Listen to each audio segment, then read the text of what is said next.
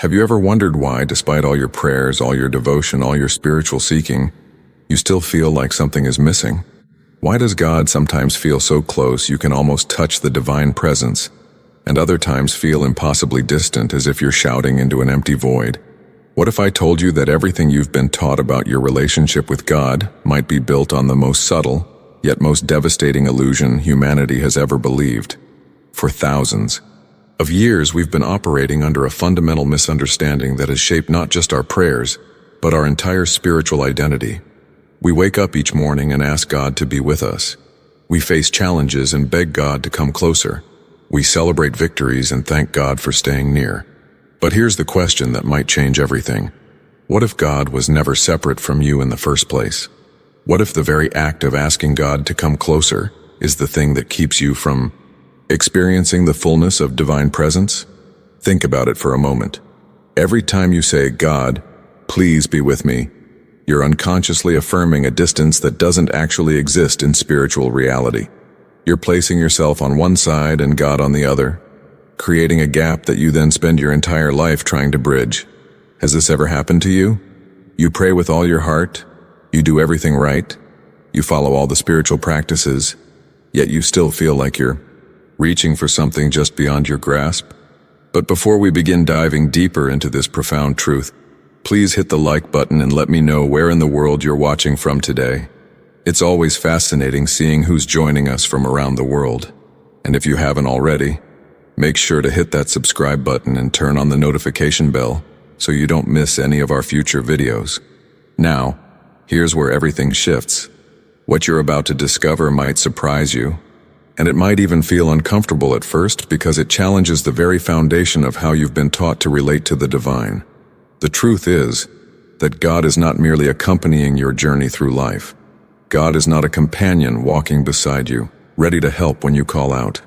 Stay with me until the end because this understanding will transform not just your prayer life, but your entire experience of existence. The presence you've been seeking outside yourself, the divine force you've been trying to attract, the sacred power you've been hoping will finally notice you and respond to your desperate pleas. That presence is not separate from you. It's not waiting somewhere in the heavens for you to get it right. It's not judging your worthiness or measuring your spiritual progress.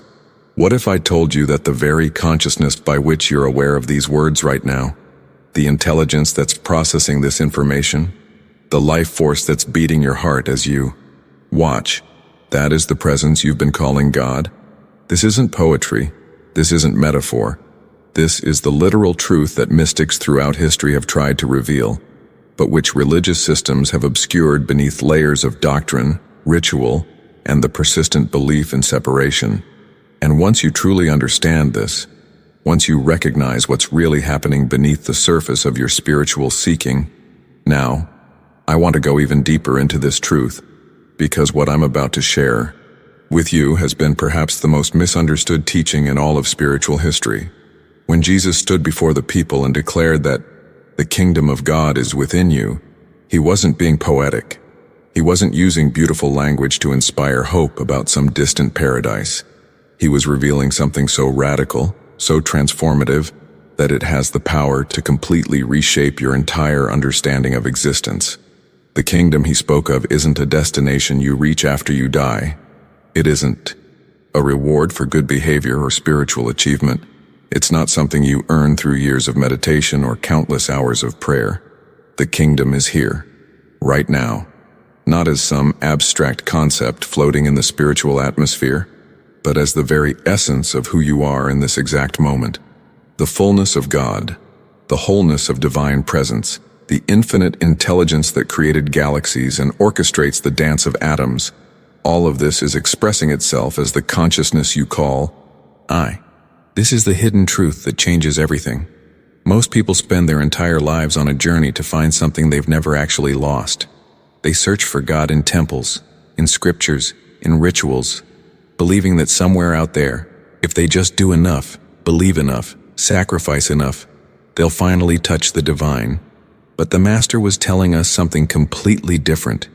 Yet here's where the tragic reversal happened.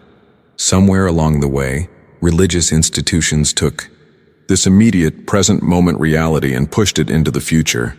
They made the kingdom a distant heaven, accessible only after death, granted only to those who followed the right rules.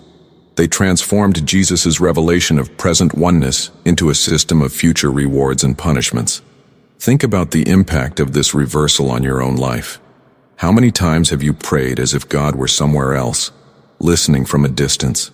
How many decisions have you made based on the belief that you're separate from the source of wisdom and guidance?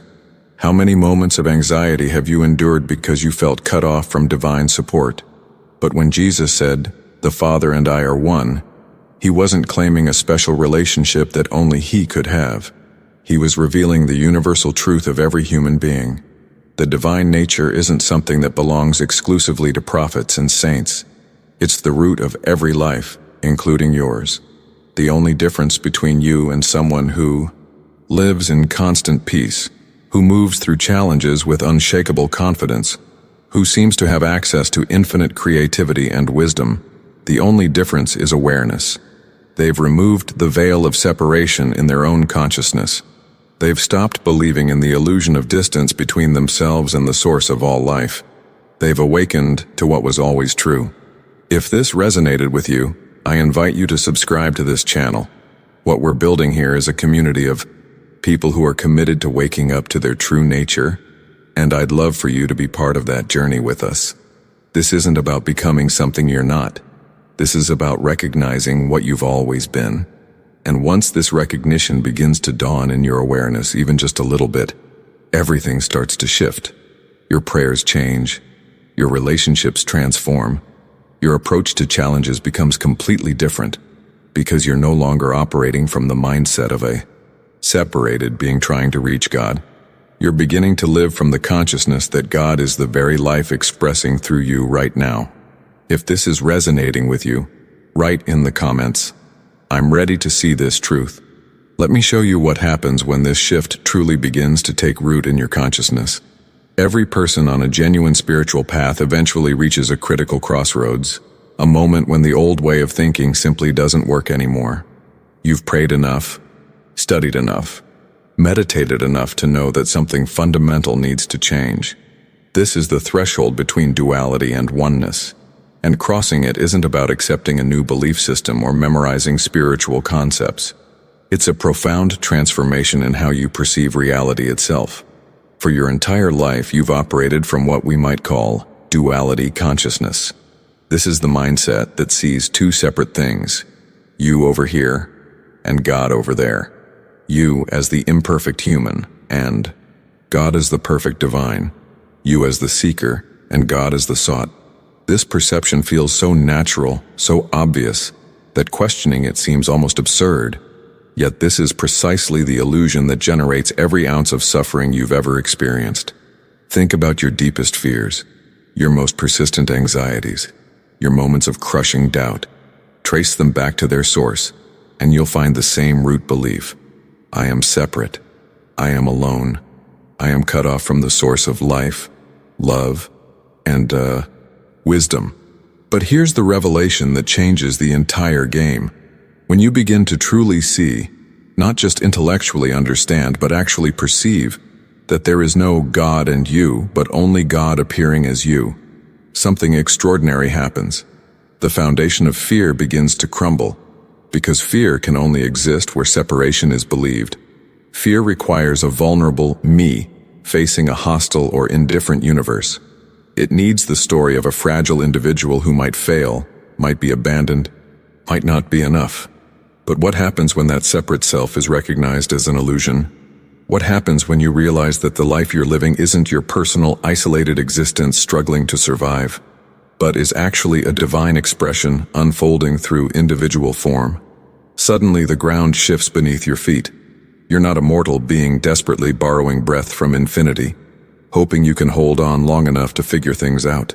You're not a personality constructed from past experiences and future fears, frantically seeking validation from a distant God. The very breath moving through your lungs right now is the movement of God.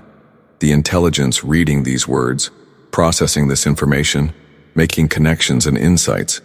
This is the divine mind expressing as your individual consciousness. This isn't metaphor. This is the actual mechanics of existence.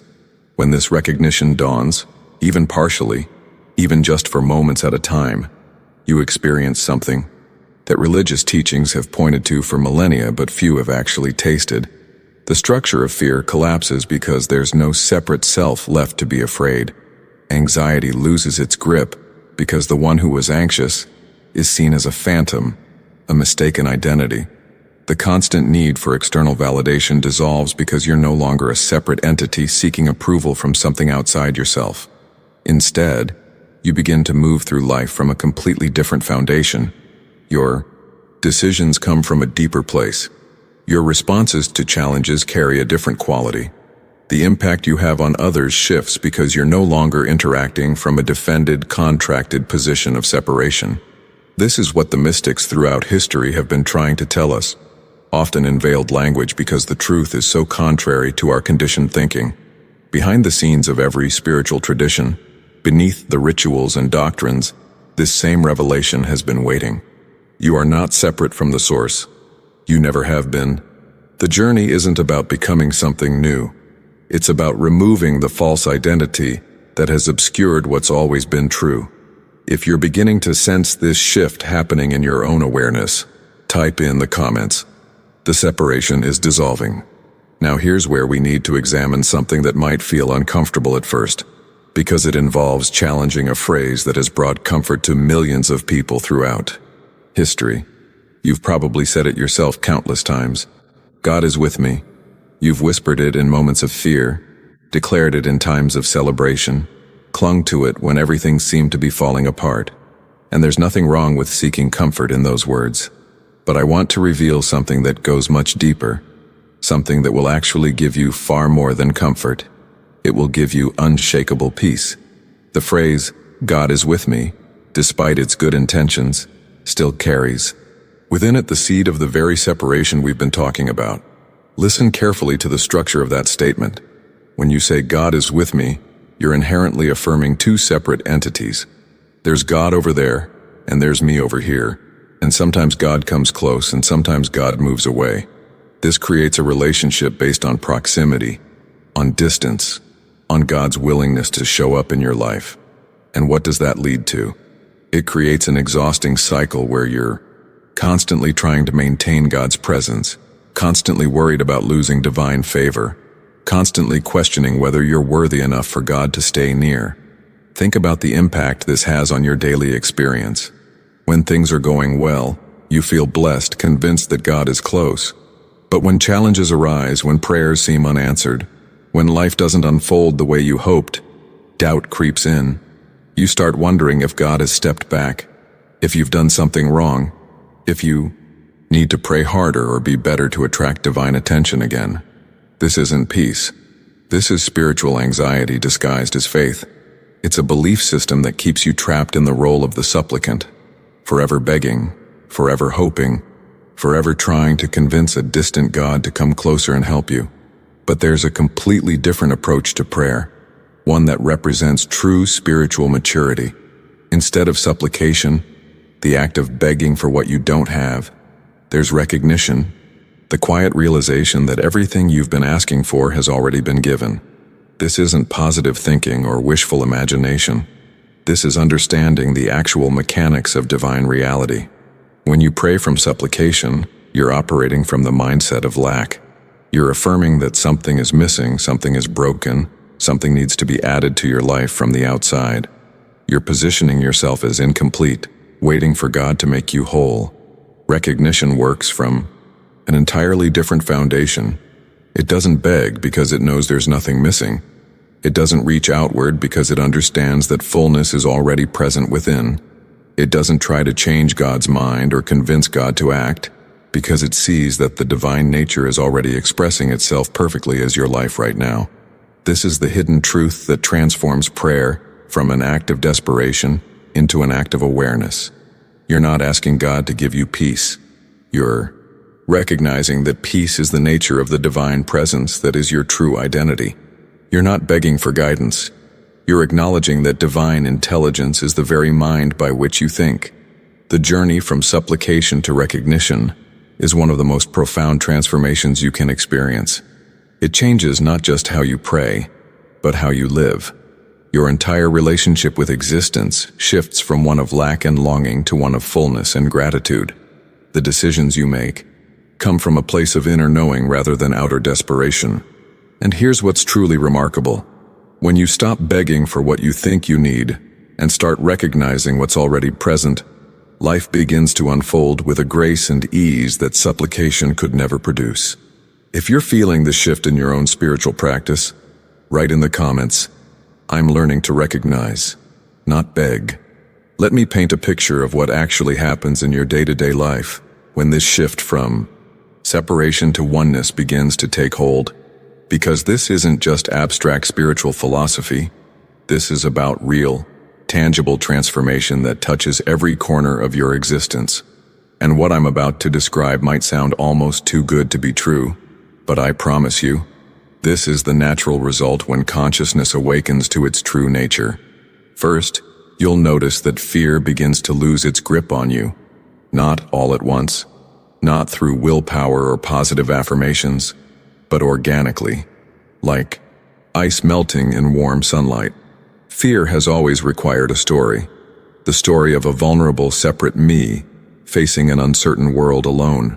But when you start to recognize that you're not a fragile individual struggling through life, but rather the expression of infinite presence itself, that story loses its power.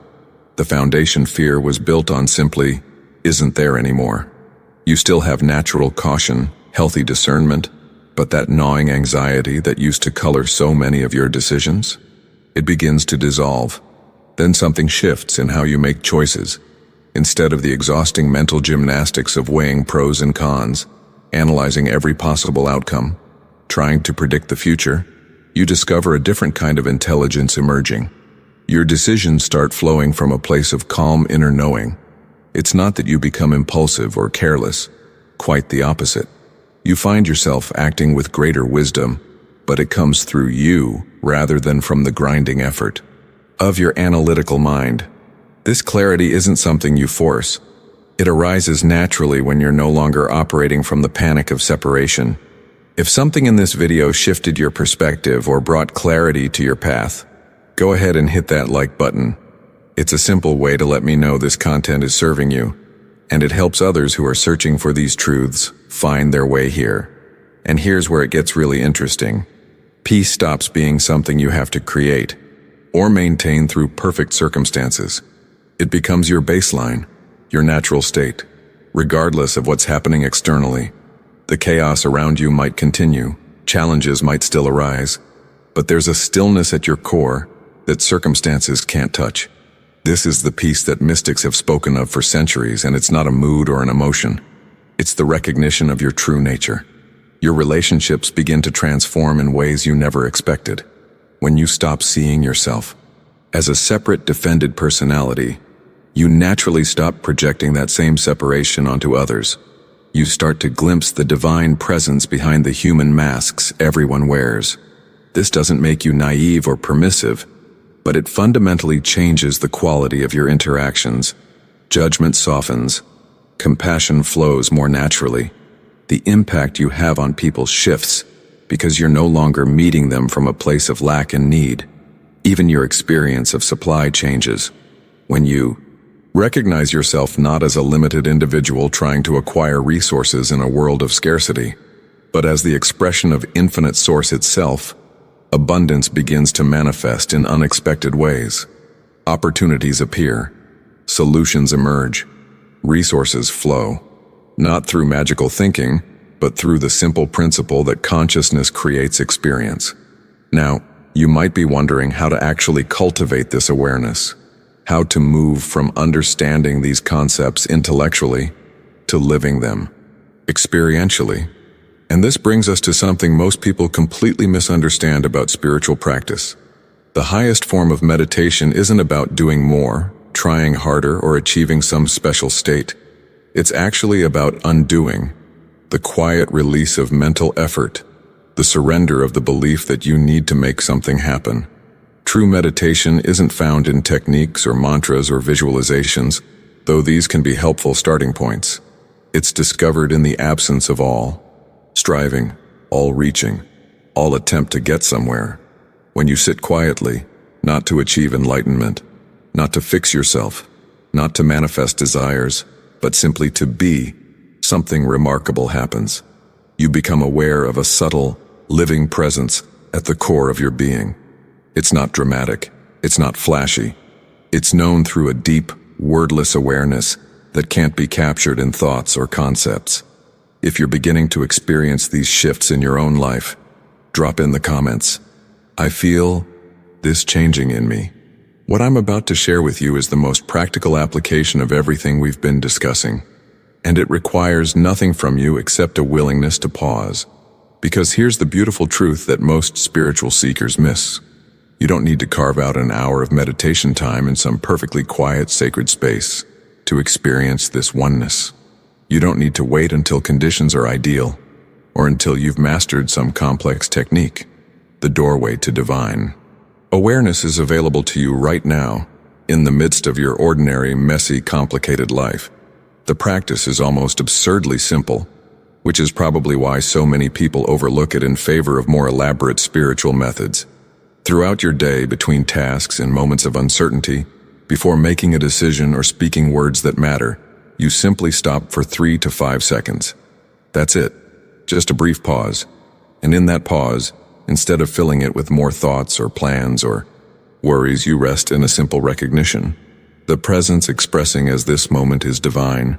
You don't have to feel anything special. You don't have to achieve some altered state. You're simply acknowledging what's already true. What happens when you start doing this is remarkable. These tiny moments of recognition begin to weave silence into the fabric of your day.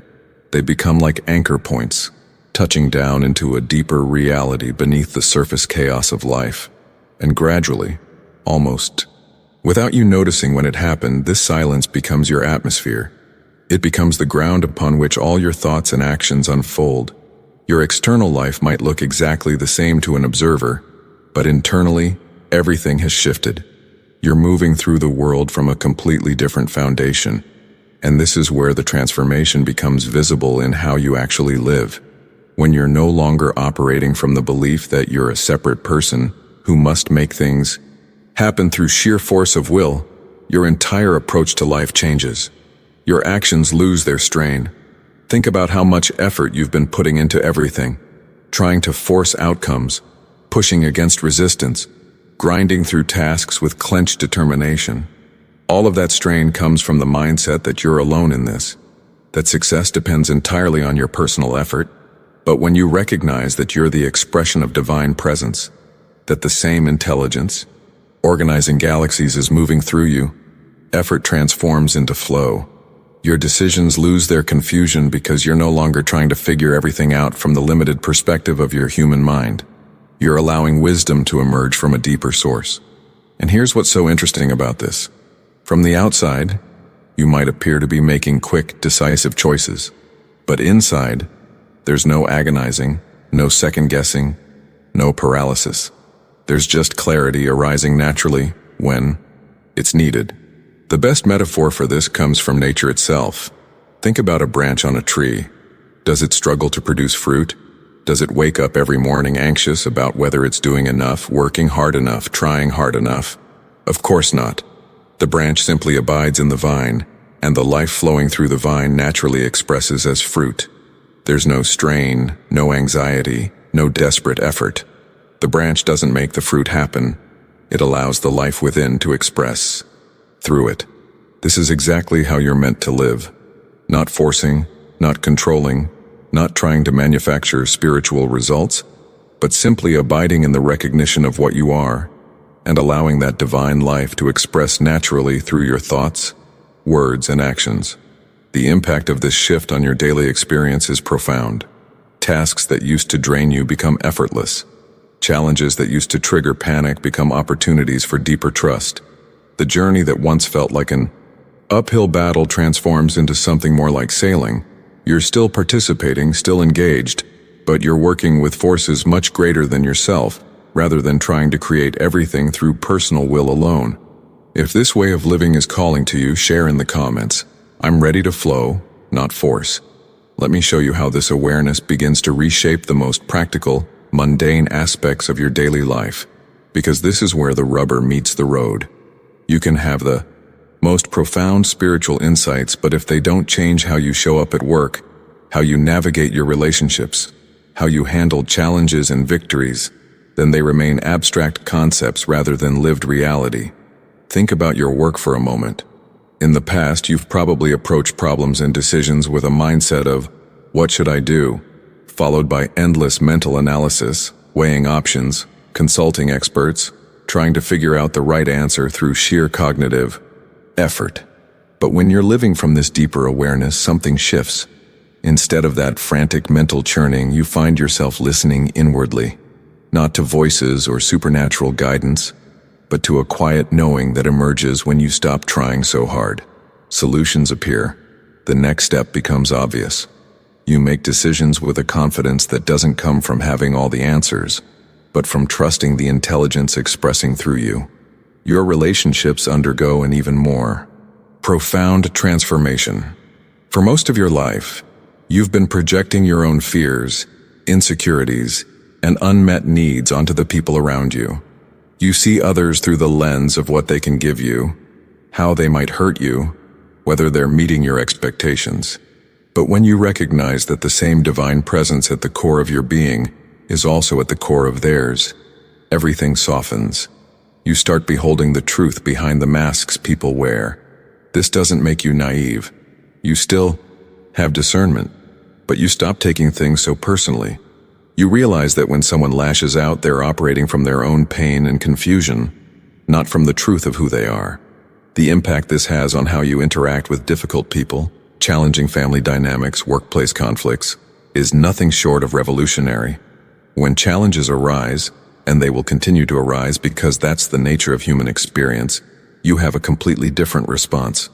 Instead of spiraling into fear or despair, instead of questioning why this is happening to you, you rest in the awareness that circumstances, no matter how intense, cannot alter your spiritual identity. The situation is what it is, and you deal with it practically. But it doesn't shake your foundation because your foundation isn't built on external conditions. It's built on the unchanging truth of what you are. Success becomes easier to navigate too. When good things happen, when achievements come, when life flows smoothly, you receive it all with genuine gratitude but without grasping. You don't cling to success as proof of your worth. You don't live in fear of losing it. You understand that success is simply one temporary form through which the divine presence is expressing, and you hold it lightly. And here's something that might surprise you. Failure loses its sting. When things don't work out, when you make mistakes, when you fall short of your own expectations, you recognize that failure belongs only to the human sense of self, not to your divine identity. This doesn't mean you become careless or irresponsible. It means you learn from mistakes without being crushed by them. You course correct without self-condemnation. What I'm describing isn't complicated spiritual gymnastics requiring years of training. This is actually the simplest way to live. All the complexity, all the strain, all the exhausting effort comes from trying to be something you're not. When you stop trying to manufacture holiness, when you cease striving to appear wise or good or spiritual, and instead recognize that everything God is already seeks expression through you, life becomes remarkably uncomplicated. Compassion flows naturally when you stop defending a false sense of self. Patience appears when you rest in inner peace rather than demanding that circumstances match your preferences. Love expresses itself spontaneously when you recognize your fundamental unity with all life. Jesus said something profound that most people misunderstand. Let your light shine. Notice he didn't say create your light, develop your light, or earn your light. He said let it shine. The light is already there. It's always been there. Your only task is to stop blocking it with the false identity of separation. If you're experiencing this simplicity beginning to emerge in your life, write in the comments. It's simpler than I thought. What I want you to understand is that this isn't a one-time realization that suddenly fixes everything forever. The spiritual path isn't about reaching some permanent state where you never forget, never doubt, never slip back into old patterns. That's a fantasy that keeps people frustrated and discouraged. The real journey is far more graceful, far more forgiving than that. It's about developing a simple practice that becomes as natural as breathing, the practice of returning to recognition. Here's how it works in real life. You're moving through your day and suddenly fear grips you, or anxiety starts spiraling, or you feel that familiar sense of separation creeping back in, making you feel isolated and alone. This is completely normal. It's going to happen. But now you have a tool that changes everything. Instead of fighting the feeling, instead of condemning yourself for having it, instead of trying to force yourself into a better state, you simply return to recognition, not through affirmations repeated like mantras, not through mental gymnastics or willpower, just through quiet awareness. You pause and you remember, the life I'm living right now, in this very moment, is divine in its origin, its nature, and its expression. That's it. No drama, no spiritual performance, just a gentle return to what's true. And here's the beautiful thing. Each time you do this, something shifts. The veil of separation gets a little thinner. The light of awareness gets a little stronger. You're training your